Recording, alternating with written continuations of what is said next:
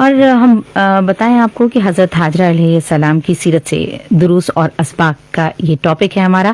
تو حج اور عید قرباں کے موقع پر سیدنا ابراہیم اور اسماعیل علیہ السلام کا ذکر تو عام ہے، لیکن اس عظیم تاریخ کی بنیاد رکھنے والی پہلی خاتون حرم سیدہ حاجرہ علیہ السلام کی سیرت پر گفتگو بہت کم ہوتی ہے.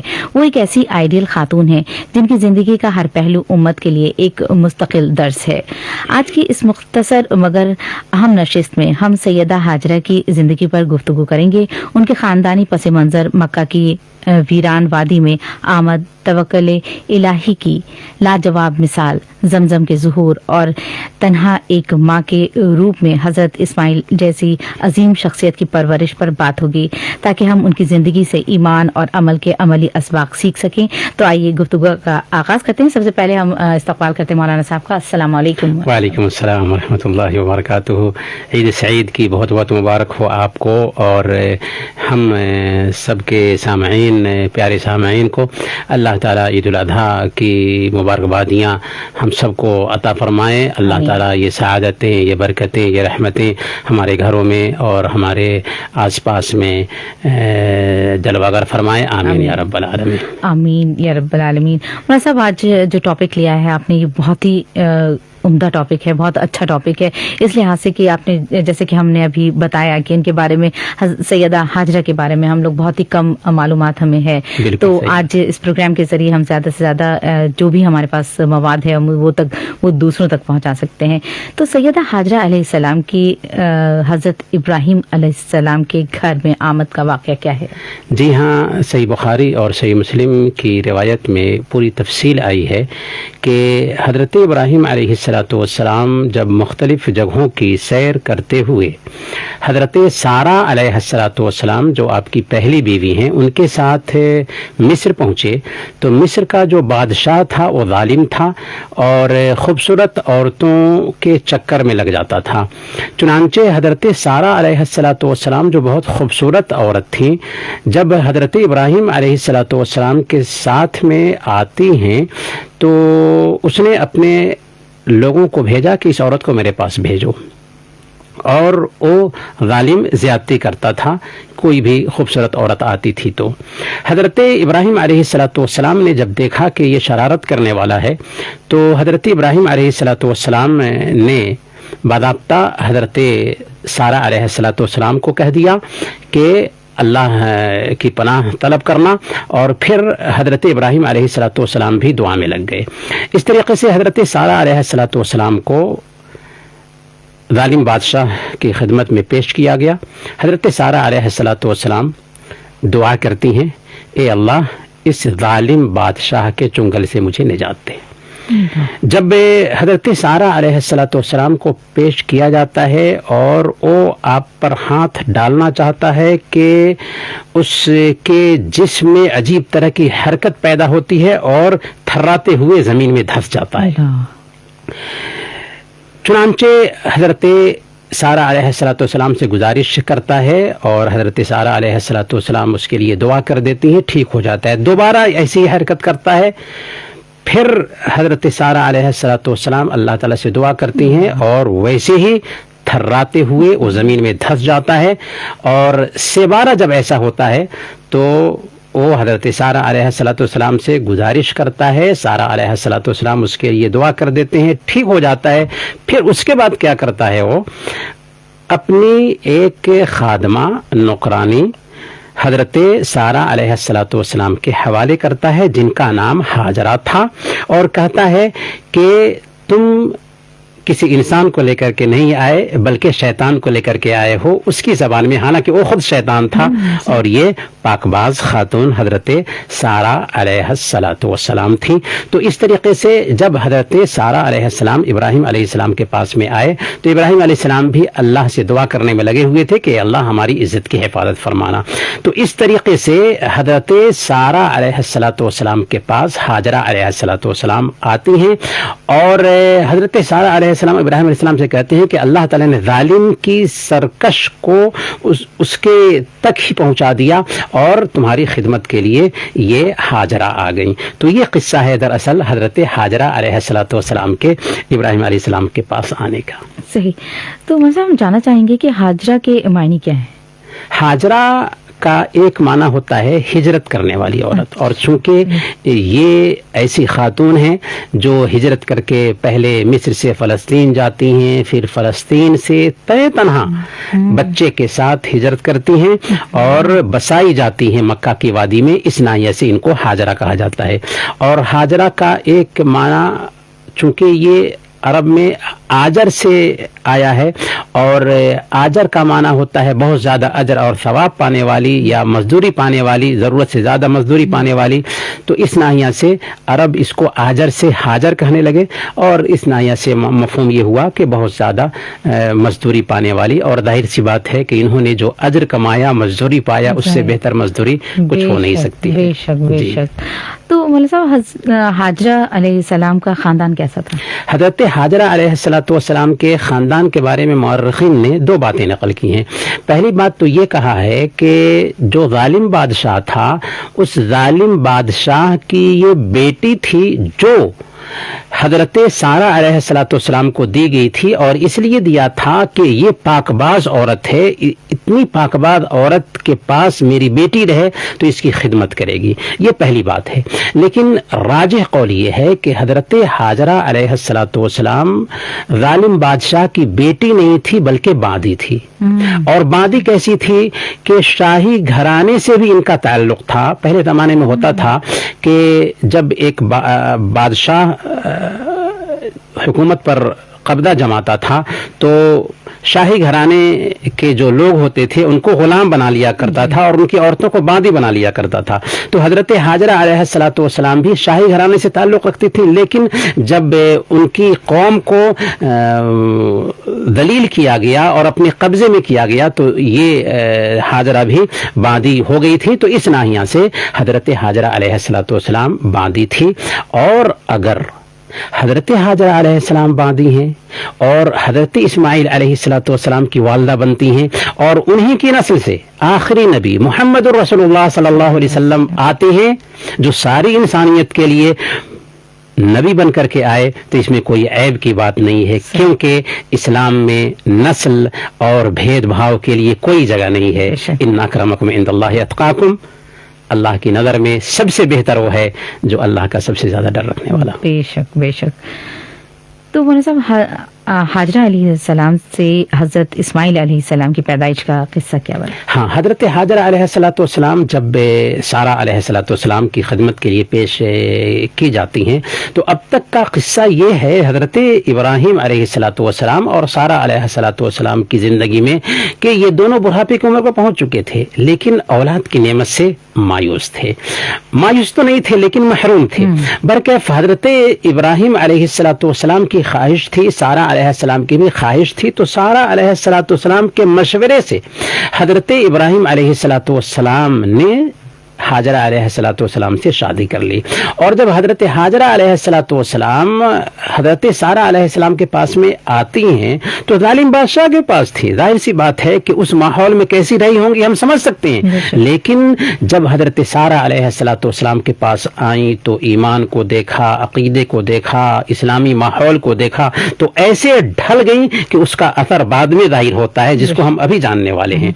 तो बरकैफ हज़रत हाजरा अलैहिस्सलाम ईमान कबूल कर लेती हैं तो हजरत सारा अलैहिस्सलाम के मशवरे से बाज़ाब्ता हजरत हाजरा अलैहिस्सलाम से हजरत इब्राहीम अलैहिस्सलाम शादी कर लेते हैं। शादी करने के बाद अल्लाह ताला से दुआ भी करते हैं, रब्बि हबली मिनस सालिहीन, ए अल्लाह हमें नेक और सालेह औलाद अता फरमा। दिल से जो बात निकलती है असर रखती है, पर नहीं ताकत परवाज मगर रखती है। क्या हुआ, अल्लाह रब्बुल आलमीन ने दुआ कबूल की और मायूसी की उम्र में अल्लाह ताला ने हजरत हाजरा अलैहिस्सलाम को उम्मीद से बनाया। और फिर एक दिन हजरत इस्माइल अलैहिस्सलाम घर में پیدا ہوتے ہیں. ظاہر سی بات ہے یہ پیدائش معمولی پیدائش نہیں تھی بلکہ بڑھاپے کی لاٹھی تھی. تو اس وقت حضرت ابراہیم علیہ الصلوۃ والسلام کی کیسی خوشی رہی ہوگی, ہاجرہ علیہ الصلوۃ والسلام کی کیسی خوشی رہی ہوگی, اس کا اندازہ ہم اور آپ لگا سکتے ہیں. بالکل. اور آگے ہم بڑھتے ہیں مولانا صاحب, اور حضرت ابراہیم علیہ السلام نے سیدہ ہاجرہ اور ننھے اسماعیل کو مکہ میں کیوں بسایا؟ کیا یہ گھریلو غیرت کا نتیجہ تھا یا اللہ کا حکم؟ اصل میں ہوا کیا تھا کہ جب حضرت ہاجرہ علیہ الصلوۃ والسلام کو بچہ ہوا اور سارہ علیہ السلام جنہوں نے شادی کرایا تھا ان کے پاس بچہ نہیں ہے, تو فطری طور پر کیا ہوتا ہے, ہم انسان ہیں, انسان اگرچہ نبی کی بیوی ہو لیکن وہ بھی انسان ہے, تو فطری طور پر جب ایک عورت کی گود خالی ہوتی ہے نا تو اس کو غیرت آنے لگتی ہے. بس یہی غیرت تھی جو حضرت ہاجرہ علیہ الصلوۃ والسلام کے پاس آ گئی تھی. مورخین نے اور بھی کئی باتیں لکھی ہیں جو غلط ہیں, کوئی بھی بات اس حوالے سے صحیح نہیں ہے کہ حضرت ہاجرہ علیہ الصلوۃ والسلام کو نقصان پہنچانے کی کوشش کی گئی جس کی وجہ سے ہجرت کیا. نہیں, غیرت آ گئی تھی, دل میں غیرت آ گئی تھی, اور یہ فطری غیرت ہے. شوقنوں کے بیچ غیرت کا پیدا ہونا یہ فطری چیز ہے. یہاں تک کہ ہم اللہ کے نبی صلی اللہ علیہ وسلم کی بیویوں کے بیچ بھی یہ غیرت دیکھتے ہیں. یہاں تک کہ ایک مرتبہ کا واقعہ ہے کہ حضرت ہاجرہ حضرت عائشہ صدیقہ رضی اللہ تعالی عنہا جب گھر میں تھیں, اللہ کے نبی صلی اللہ علیہ وسلم کے ساتھ تھیں, تو ان کی ایک دوسری بیوی نے کچھ کھانا بھیجا تھا. جب دیکھا کہ اللہ کے نبی صلی اللہ علیہ وسلم کی دوسری بیوی نے کھانا بھیجا ہے تو کھانا کو دیکھتے ہی کھانا کو مارا, یہاں تک کہ برتن ٹوٹ گیا. اللہ کے نبی صلی اللہ علیہ وسلم کیا فرماتے ہیں, غارت امکم, تمہاری ماں کو غیرت آ گئی ہے. تو یہ غیرت جو ہے نا فطری چیز ہے, ایسا ہو سکتا ہے. تو حضرت ہاجرہ علیہ الصلوۃ والسلام کے تئیں غیرت آ گئی. پھر کیا ہوا, اللہ رب العالمین نے حکم دیا ابراہیم علیہ الصلوۃ والسلام کو کہ حضرت ہاجرہ اور ننھے اسماعیل کو لیجئے اور بسا آئیے. کہاں؟ مکہ کے بیاب ہو گیا سرزمین. تو اصل ظاہری سبب تو یہ تھا کہ غیرت آئی تھی, لیکن یہ غیرت حسد اور جلن کی حد تک نہیں پہنچی تھی, اور اللہ کا حکم تھا. اس لیے حضرت ابراہیم علیہ الصلوۃ والسلام ہاجرہ علیہ الصلوۃ والسلام کو ساتھ لیتے ہیں, یہاں تک کہ مکہ کے بیاب ہو گیا سرزمین میں آتے ہیں اور بساتے ہیں. صحیح. جب حضرت ابراہیم علیہ السلام انہیں چھوڑ کر جانے لگے تو سیدہ ہاجرہ نے توکل اللہ کی کون سی ابدی مثال قائم کی؟ جی, حضرت ابراہیم علیہ الصلوۃ والسلام کو دیکھیے, جب اپنے ننھے اسماعیل کو لے کر کے اور ہاجرہ علیہ الصلوۃ والسلام کو لے کر کے آتے ہیں تو ان کو پتا تھا کہ رب نے حکم دیا ہے بسانے کا. حضرت ہاجرہ علیہ السلام کو پتا نہیں ہے کیونکہ اس حوالے سے کچھ بھی نہیں بولا تھا, بس اتنا تھا کہ شوہر کا حکم ہے اس لیے آ رہی ہیں. تو یہاں پر ایک اہم سبق یہ ملتا ہے کہ ایک عورت کو چاہیے کہ شوہر کی بات مانے. یہ بہت اہم پیغام ہے جو حضرت ہاجرہ علیہ الصلوۃ والسلام کی زندگی سے ہم سیکھتے ہیں کہ اگر شوہر صحیح بات کا حکم دے رہا ہے, اللہ کی نافرمانی کا حکم نہیں دے رہا ہے, تو شوہر کی بات ماننی چاہیے. چنانچہ حضرت ہاجرہ علیہ الصلوۃ والسلام آئیں اپنے شوہر کے ساتھ, اور ابراہیم علیہ السلام کو پتہ ہے اس لیے زبان نہیں چل رہی ہے. حضرت ہاجرہ علیہ الصلوۃ والسلام کو جب چھوڑ کر جا رہے تھے تو حضرت ہاجرہ علیہ الصلوۃ والسلام پوچھتی جا رہی ہیں کہ آپ ہمیں چھوڑ کر کے بیاب و گیا سرزمین میں چھوڑ کر کے کہاں جا رہے ہیں؟ حضرت ابراہیم علیہ السلام کچھ نہیں بول رہے ہیں. اچھا, کیوں نہیں بول رہے ہیں؟ اس لیے کہ انسانی نفسیات یہ کہتی ہیں کہ ایک انسان جب بہت مجبوری میں ہوتا ہے نا, پریشانی میں ہوتا ہے نا, تو الفاظ ساتھ نہیں دیتے. صحیح. ایک انسان کے گھر میں کسی کی موت ہو گئی ہو, اس سے بلوائیے آپ, وہ نہیں بول پائے گا. تو اسی طریقے سے حضرت ابراہیم علیہ الصلوۃ والسلام کی زبان ساتھ نہیں دے رہی ہے. حضرت ہاجرہ علیہ الصلوۃ والسلام اصرار کرتی ہیں کہ آخر ہمیں چھوڑ کر کہاں جا رہے ہیں؟ تو ایک روایت میں آتا ہے کہ انہوں نے سر ہلایا یہ کہنے پر کہ کیا اللہ کا حکم ہے؟ تو انہوں نے سر ہلایا. اور دوسری روایت میں یہ آتا ہے کہ حضرت ابراہیم علیہ الصلوۃ والسلام نے صرف کہا کہ ہاں اللہ کا حکم ہے, ہاں کہا. تو جب یہ سنتی ہیں حضرت ہاجرہ علیہ الصلوۃ والسلام تو سوچئے, غور کیجئے اور اس پیغام کو اپنی زندگی میں اتاریے کہ یہ وہ عورت ہے جو ابھی آئی ہے ظالم بادشاہ کے پاس سے, کیسی تربیت ہوئی ہے. حضرت ابراہیم علیہ الصلوۃ والسلام نے کیسی تربیت دیا تھا, کیسے حضرت ہاجرہ علیہ الصلوۃ والسلام کو تربیت ملتی ہے سارہ علیہ الصلوۃ والسلام کے ساتھ رہنے کی وجہ سے, کہ جب سنتی ہیں کہ اللہ کا حکم ہے تو کیا کہتی ہیں. بے آب و گیاہ سرزمین میں بسائی جا رہی ہیں، لیکن کہتی ہیں اذن لا یضیعنا، اگر اللہ کا حکم ہے تو اللہ ہمیں برباد نہیں کرے گا۔ ذرا سوچئے، ایک انسان کو اگر بے آب و گیاہ سرزمین میں بسایا جا رہا ہو، اور وہ بھی ایک عورت ہو، اور دودھ پیتے بچے کے ساتھ بسایا جا رہا ہو، تو ایک تو ظاہری ڈر ہوتا ہے، جانوروں کا ڈر ہوتا ہے، درندوں کا ڈر ہوتا ہے، کسی ظالم انسان کا ڈر ہوتا ہے، چور اور ڈاکو کا ڈر ہوتا ہے، اور ایک موہوم ڈر ہے۔ ہم گھر میں ہوتے ہیں اور رات کا وقت ہوتا ہے، کھڑکی اگر کھلی ہو اور کھڑکھڑاہٹ کی آواز آئے تو ہم پریشان ہو جاتے ہیں، کیا ہوا؟ لیکن یہ عورت ہے جو بے آب و گیاہ سرزمین میں بسائی جا رہی ہے، انسان تو کیا، چرند و پرند کا بھی وہاں پر وجود نہیں ہے، لیکن کہتی ہے اذن لا یضیعنا، اگر اللہ کا حکم ہے تو اللہ ہمیں برباد نہیں کرے گا۔ کیسا سبق ہے اس میں کہ اس میسیج کو اپنی زندگی میں اتاریں اور سوچیں تو عجیب طرح سے دل پر اثر کرتا ہے۔ بالکل۔ تو یہ اس واقعے میں حضرت ابراہیم علیہ السلام کے کردار پر روشنی ڈالے گا۔ جی، حضرت ابراہیم علیہ السلام کا پہلا کردار تو یہی ہوا کہ حضرت ابراہیم علیہ السلام جب بسا کر کے نکلتے ہیں تو عجیب کیفیت سے دوچار ہے، یہاں تک کہ زبان نہیں چل پا رہی ہے۔ دوسرا جو کردار ظاہر ہوتا ہے حضرت ابراہیم علیہ السلام کا، کہ جب وہاں سے نکلتے ہیں تو ایسا نہیں کہ چپ چاپ وہاں سے چل بستے ہیں، بلکہ رب کے دروازے کو کھٹکھٹاتے ہیں۔ رب انی اسکنت من ذریتی بواد غیر ذی زرع عند بیتک المحرم، اے اللہ میں نے اپنے اہل خانہ کے ایک حصے کو بے آب و گیاہ سرزمین میں بسایا ہے۔ کس لیے بسایا ہے؟ ربنا لیقیموا الصلاۃ، اے اللہ اس لیے بسایا ہے تاکہ نماز قائم کریں۔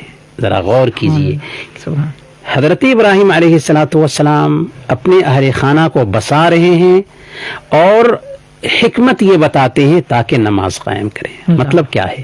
مطلب یہ ہے کہ ایک ایمان والے کی زندگی میں سب سے زیادہ جس چیز کی ضرورت ہے وہ یہ ہے کہ اس کی زندگی میں نماز کی پابندی آ جائے۔ اسی لیے ہمارے پیارے حبیب محمد رسول اللہ صلی اللہ علیہ وسلم نے بیان فرمایا، مروا اولادکم بالصلاۃ وہم ابناء 7 سنین، تمہارے بچے اگر 7 سال کے ہو جائیں تو ان کو نماز کا حکم دو، اور 10 سال کے ہو جائیں اور نماز نہ پڑھتے ہوں تو ان کی پٹائی کرو۔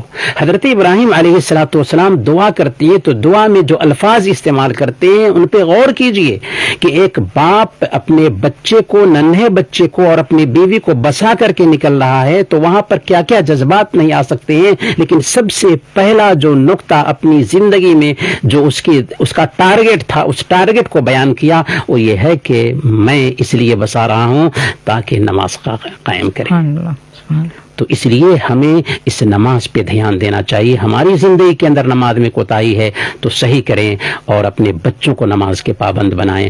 پھر اس کے بعد حضرت ابراہیم علیہ السلام کیا دعا میں مانگتے ہیں اللہ تعالیٰ سے؟ اے اللہ، ہم نے اپنی اولاد کے ایک حصے کو اس سرزمین پر بسایا ہے، لہذا کچھ لوگوں کے دلوں کو اس کی طرف پھیر دے اور پھلوں کی روزی عطا فرما۔ چنانچہ اللہ تعالیٰ حضرت ابراہیم علیہ السلام کی دعا قبول کرتا ہے۔ حضرت اسماعیل علیہ السلام نماز کے پابند تو کیا کہ نبی بنتے ہیں اور انسانوں میں سب سے افضل انسان بنتے ہیں، اور پھر اس کے ساتھ ساتھ قبیلے بنو جرہم آ کر کے وہاں پر آباد ہو جاتے ہیں، اور اللہ رب العالمین عجیب طریقے سے لوگوں کے دلوں کو اس سرزمین کی طرف مائل کرتا ہے، مکہ کی سرزمین کی طرف، یہاں تک کہ پوری دنیا میں سب سے زیادہ کشش رکھنے والی کوئی دھرتی ہے تو وہ مکہ بن جاتی ہے۔ اسی لیے ایک امریکی سائنسدان نے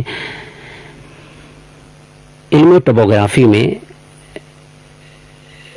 ریسرچ کیا کہ پوری دنیا میں سب سے زیادہ کشش رکھنے والی دھرتی آخر کون سی ہو سکتی ہے، اور مذہبی قصد سے بالا تر ہو کر کے یہ ریسرچ کیا تھا۔ اس کے سامنے اچانک یہ نتیجہ آیا کہ یہ سرزمین مکہ مکرمہ کی سرزمین ہے، اور ایسا کیوں نہ ہو کہ اللہ رب العالمین نے اس سرزمین کو واقعی کشش रखने वाली सरजमीन बनाया है। आज कितने गैर मुस्लिम हैं जिनकी चाहत होती है कि वो मक्का जाएं और मक्का मुकर्रमा का दीदार करें। बेशक, एक आबू गया जगह से इतनी अट्रैक्टिव एक वो बन जाता है, शहर बन जाता है, तो जाहिर है इसमें अल्लाह ताला की इसमें हिकमत है ये। तो अब आब जमजम के ज़ुहूर का पूरा वाक़या मैंने सब बताइए। जी हाँ, हज़रत इब्राहीम अलैहिस्सलाम जब हज़रत हाजरा अलैहिस्सलाम को बसा करके वहाँ से निकलते हैं दुआ करने के बाद, तो कुछ खजूर और पानी रख दिया था। खजूर भी ख़त्म हो जा रही है, पानी भी ख़त्म हो जा रहा है। अब हज़रत हाजरा अलैहिस्सलाम देखती हैं बच्चे को भूख से बिलक रहा है। एक माँ के साथ नन्हा बच्चा हो और वो भूख से बिलक रहा हो, वो ममता क्या कहेगी वो माँ ही जान सकती है। हज़रत हाजरा अलैहिस्सलाम उस वक्त परेशान हो जाती हैं। परेशानी की ये कैफियत है कि उनको होश नहीं है, शऊर नहीं है, इसीलिए एक मर्तबा दो मर्तबा हो सकता है, लेकिन 7 मर्तबा सफ़ा से मरवा जाती हैं, मरवा से सफ़ा आती हैं और फिर बच्चे को देखने के लिए आती हैं कि बच्चे की क्या हालत है। बेशऊरी के आलम में ये चक्कर लगता है। सफ़ा और मरवा की ये दौर क्या है? निशान हाजरा के तलाश कदम की। अल्लाह रब्बुल आलमीन ने इस दौर को निशानी बना दिया। चुनांचे हाजियों और उम्रा करने वालों के लिए हुक्म दिया गया कि सफ़ा और मरवा की सई करें। दरअसल हज़रत हाजरा अलैहिस्सलाम की याद में। तो हज़रत हाजरा अलैहिस्सलाम जब चक्कर लगाती हैं 7 मरतबा और इधर अपने बच्चे को देख रही होती हैं, तो अचानक एक आवाज़ सुनाई देती है। आवाज़ की तरफ ध्यान दिया तो जिब्रील अमीन थे, लेकिन एक औरत है, उसके साथ उसका दूध पीता बच्चा है। अगर कोई इंसानी शक्ल में भी इंसान है तो उससे भी डर आएगा, लेकिन फिर भी हज़रत जिब्रील अलैहिस्सलाम ने कहा कि औरत घबराओ नहीं, और अपने पर से मारा यहाँ तक, या अपने बाजू से मारा ज़मीन पर, यहाँ तक कि उससे चश्मा उबल आया।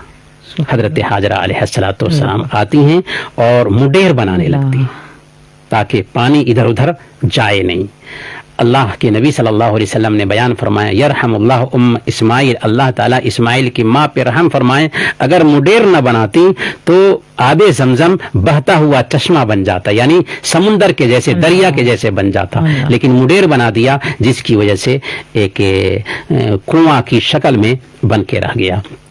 तो हज़रत हाजरा अलैहिस्सलाम मुडेर बनाती हैं, उससे पीती हैं और हज़रत इस्माइल अलैहिस्सलाम को पिलाती हैं, यहाँ तक कि ये पानी दुनिया के सारे पानियों में सबसे बेहतर पानी ठहरता है। माँ उदमदम लिमा शुरिब लह, ज़मज़म का पानी हर मर्ज और गर्ज के लिए काफ़ी है। आज साइंसी तहक़ीक़ ये कहती है कि ज़मज़म के पानी में नफा बख्श मादे 100% पाए जाते हैं। हालांकि कोई ऐसा पानी नहीं जिसमें नफा बख्श मादे 100% पाए जाते हों, और हर तरह के नुकसान से ये पानी पाक है। दुनिया के सारे पानियों में सबसे अफदल, सबसे बाबरकत पानी है जो हर मर्ज़ व गर्ज के लिए काफ़ी है। सुभान अल्लाह, सुभान अल्लाह। ये तो हो गई आब ज़मज़म के ज़हूर का वाक़या।